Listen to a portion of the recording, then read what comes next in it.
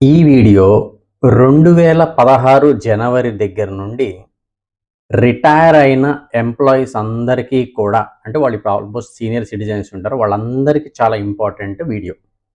దేని గురించంటే రిటైర్మెంట్ తర్వాత ఎంప్లాయీస్ అందరికీ కూడా అది గవర్నమెంట్ ఎంప్లాయీస్ అవ్వచ్చు, లేదంటే ప్రైవేట్ ఎంప్లాయీస్ అవ్వచ్చు. వాళ్ళకి లీవ్ ఎన్‌కాష్‌మెంట్ అని చెప్పని ఒక అమౌంట్ వస్తుంది. ఆ లీవ్ అంటే వాళ్ళు లీవ్స్ వాళ్ళకి అలౌ చేస్తారు. ఆ లీవ్స్ పెట్టుకోకపోవటం వల్ల వాళ్ళకి వచ్చే డబ్బులు. అది గనుక వాళ్ళు సర్వీస్‌లోనే ఉన్నప్పుడు గనుక ఎన్‌కాష్ చేసుకుంటే అది గవర్నమెంట్ ఎంప్లాయీస్ అయినా, ప్రైవేట్ ఎంప్లాయీస్ అయినా దానికి టాక్స్ కట్టేయాలి. దానికి ఇబ్బంది లేదు. రిటైర్మెంట్ అప్పుడు గనక అది తీసుకుంటే leave encashment pure government employees అంటే స్టేట్ గవర్నమెంట్ గాని, సెంట్రల్ గవర్నమెంట్ ఎంప్లాయీస్‌కి అయితే గనక ఎంత అమౌంట్ అయినా అది 5,00,000 10,00,000 30,00,000 40,00,000 50,00,000 కోటి రూపాయలని ఎంతైనా సరే టాక్స్ మినహాయింపు వస్తుంది. సెక్షన్ 10 సబ్‌సెక్షన్ 10 ఏఏ కింద. ఏ టాక్స్ కట్టక్కర్లా. సమస్యల్లో ఎక్కడంటే ప్రైవేట్ ఎంప్లాయీస్ దగ్గర.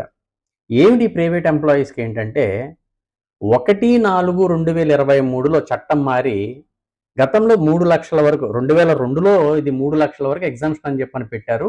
దాదాపు 21 సంవత్సరాల తర్వాత 2023లో ఇది 3,00,000 ఇది సెవెంత్ పే కమిషన్ తర్వాత ఇది మార్చాలి అని చెప్పని దాన్ని 25,00,000 చేశారు. సో 2023 తర్వాత రిటైర్ అయిన వాళ్ళందరూ కూడా 25,00,000 ప్రకారంగానే ఎగ్జంప్షన్ క్లెయిమ్ చేసుకున్నారు. దాని ప్రకారంగానే టాక్స్‌లు కట్టుకున్నారు. మినహాయింపు కోరుకున్నారు. ప్రైవేట్ ఎంప్లాయీస్ గురించి నేను చెప్తున్నాను. కానీ ఈ సెవెంత్ పే కమిషన్ తర్వాత అంటే 2016 నుంచి ఇది అప్లై చేయాలని చెప్పని చాలామంది కోర్టులకెళ్లారు. అప్పీల్స్‌కి వెళ్లారు.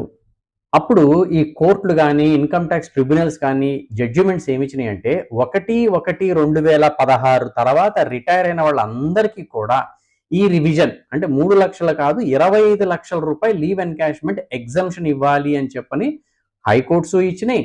ట్రిబ్యునల్స్ డెసిషన్ ఇచ్చినాయి.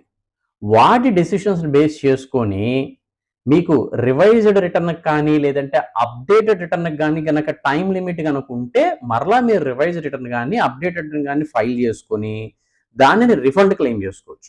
ఆల్రెడీ మీరు టాక్స్ కట్టుంటే. లేదు సార్ రివైజ్డ్ రిటర్న్‌కి టైమ్ అయిపోయింది, అప్డేటెడ్‌కి టైమ్ అయిపోయిందనుకుంటే, దీన్ని ఒక స్పెషల్ పిటిషన్ కింద ఇన్‌కమ్ టాక్స్ డిపార్ట్‌మెంట్‌లో ఒక స్పెషల్ పిటిషన్ పెట్టుకొని, కండోనేషన్ ఆఫ్ డిలే కింద పెట్టుకొని, మరలా ఒక రిటర్న్ ఫైల్ చేసుకొని, ఎక్సెస్ పే చేసిన టాక్స్ ఉంటే రిఫండ్ క్లెయిమ్ చేసుకోవచ్చు. సార్ ఇదంతా గందరగోళంగా ఉంది అనుకుంటే 2016 జనవరి తర్వాత రిటైర్ అయిన ప్రైవేట్ ఎంప్లాయీస్ అందరూ కూడా మీ కంప్లీట్ రికార్డ్స్ తీసుకొని ఒక చార్టర్డ్ అకౌంటెంట్ దగ్గరికెళ్తే ఆయన మీకు సలహా ఇస్తారు. సో అన్నెసెసరీ రిఫండ్ కోల్పోవద్దు. Wish you